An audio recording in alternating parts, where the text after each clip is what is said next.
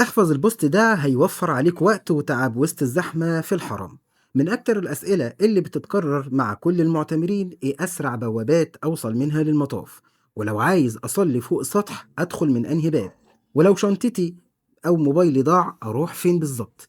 علشان كده جمعنا لك أهم المعلومات اللي هي هتحتاجها داخل المسجد الحرام.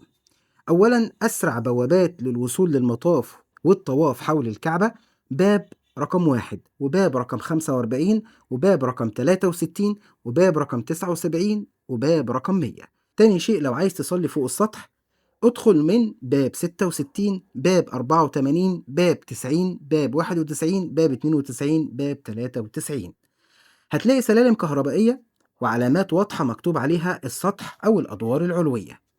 تالت شيء أماكن حفظ الشنط والأمتعة: بجوار باب الملك عبد العزيز باب 1 عند WC رقم 2، بجوار باب الملك فهد باب 79، أو أمام باب 64، أو بجوار مكتبة مكة المكرمة. رابع شيء لو ضاع منك موبايلك أو شنطتك توجه إلى مكتب المفقودات.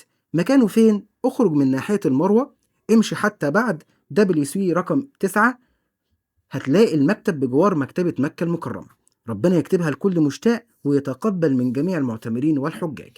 احفظ البوست ده بأكد عليك علشان هترجع له وقت العمرة، وابعته لأي حد مسافر أكيد هتستفيد وهيفيده. كان معاكم أحمد شريف من أصل المقام سفير الحرمين، والسلام عليكم ورحمة الله وبركاته.